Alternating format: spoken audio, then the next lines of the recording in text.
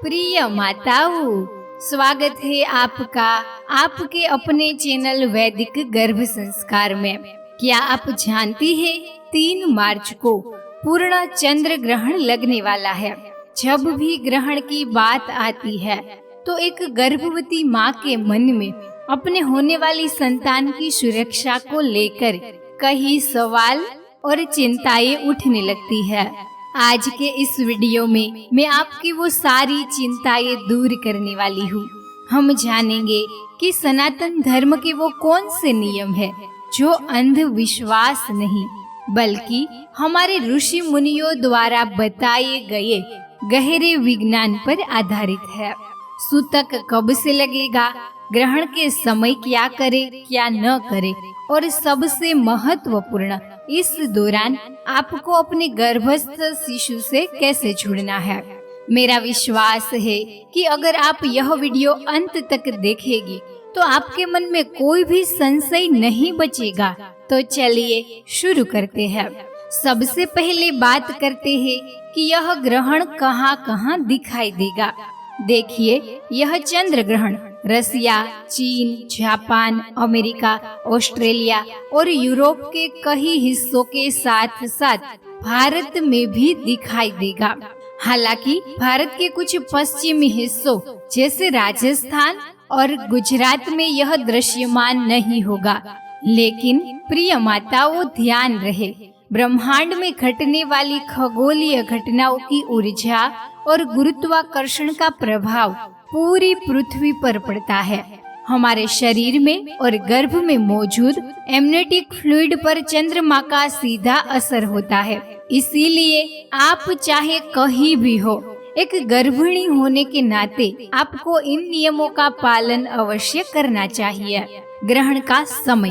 ब्रह्मांड में इस ग्रहण का प्रारंभ भारतीय समय अनुसार शाम 3:20 से होकर 6:47 तक रहेगा। लेकिन भारत में चंद्रोदय शाम 6:20 पर हो रहा है। इसीलिए भारत में दृश्य ग्रहण का मुख्य समय शाम 6:20 से 6:47 तक रहेगा। अगर आप ज्यादा कुछ न कर पाए तो कम से कम इस 27 मिनट के समय में नियमों का पालन जरूर करें। अब बात करते हैं सूतक काल की। सामान्य जन के लिए चंद्र ग्रहण का सूतक काल 9 घंटे पहले यानी सुबह 6:20 से शुरू हो जाएगा। लेकिन हमारे शास्त्रों में गर्भवती महिलाओं, बच्चों और वृद्धों के लिए विशेष छूट दी गई है। आपके लिए सूतक मात्र 1.5 प्रहर यानी कि 4.5 घंटे का मान्य होगा। इसीलिए गर्भवती महिलाओं के लिए सूतक का समय सुबह 10:40 से प्रारंभ होगा। अब जानते हैं सूतक से पहले आपको क्या करना है। सुबह 10:40 से पूर्व आप अपना भोजन बना लीजिए और पीने के पानी सहित सभी खाने की चीजों में तुलसी के पत्ते डालकर उन्हें ढक दें। तुलसी में एंटी रेडिएशन गुण होते हैं जो नकारात्मक ऊर्जा को सोख लेते हैं। सूतक लगने से पहले स्नान कर लीजिए। अपने घर के मंदिर के कपाट बंद कर दे या पर्दा लगा दीजिए। सूतक काल में पत्ते, फूल या लकड़ी नहीं तोड़नी चाहिए। इसीलिए तुलसी दल सूतक काल से पूर्व ही तोड़ लीजिए। विष्णु पुराण में स्पष्ट कहा गया है, सूतकम ग्रहणी प्रारभ्यम पूजा यजेत पीतवत तुलसी संपर्कम वर्जम शुद्धम कृत्वा हरि पूजनम। अर्थात सूतक प्रारंभ होने से पूर्व स्नान कर शुद्ध हो जाना चाहिए और तुलसी का स्पर्श किए बिना मानसिक रूप से भगवान का ध्यान जरूर करें। अब जानते हैं ग्रहण काल के नियम। भारत में यह ग्रहण शाम 6:20 से 6:47 तक का मुख्य ग्रहण काल है। इन समय आपको किन बातों का ध्यान रखना है, क्या न करें। ग्रहण को भूल कर भी सीधी आंखों से न देखे, नहीं उसकी छाया में जाए, घर के भीतर ही रहे। किसी भी नुकीली चीज जैसे सुई, कैंची, चाकू या ब्लेड का इस्तेमाल बिल्कुल ना करें। इस समय भोजन बनाना, खाना या सोना वर्जित है। आप आराम से लेट सकती है, लेकिन जागृत अवस्था में मंत्र का जाप करें। मन में कोई भी नकारात्मक विचार, क्रोध या किसी की बुराई न लाया। अब जानते हैं क्या करें। यदि बहुत आवश्यक हो और घर से बाहर निकलना ही पड़े तो अपने गर्भ पर तुलसी के पत्तों का लेप या चंदन का लेप लगाकर जाए। यह शिशु के लिए एक सुरक्षा कवच का काम करता है। अपनी सुरक्षा के लिए आप कुश के आसन पर बैठ सकती है। अपने पास एक पानी वाला नारियल कलावा बांधकर रख लीजिए। गर्भ संवाद करें। अपने पेट पर हाथ फेरते हुए शिशु से सकारात्मक बातें करें। उसे एहसास दिलाए कि वह पूरी तरह सुरक्षित है। अब जानते हैं ग्रहण के दौरान मंत्र और ध्यान का महत्व।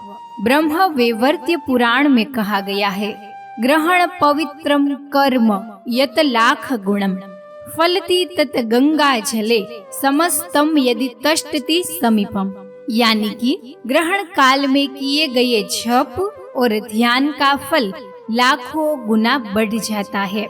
प्रिय माताओं, यह समय डरने का नहीं बल्कि आध्यात्मिक ऊर्जा बटोरने का है। इस समय आप संतान गोपाल मंत्र, गायत्री मंत्र, हनुमान मंत्र का जप कर सकती है। अपने इष्ट देव मंत्रों का भी मानसिक जप कर सकती है।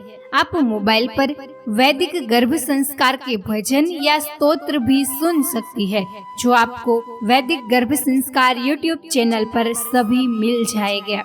विष्णु पुराण कहता है कि जो स्त्री इस समय जप ध्यान करती है, उसके भ्रूण की पूर्ण रक्षा स्वयं ईश्वर करते हैं। चलिए अब जानते हैं ग्रहण के बाद क्या करें। जैसे ही 6:47 पर ग्रहण समाप्त हो, आपको एक कार्य जरूर करने हैं।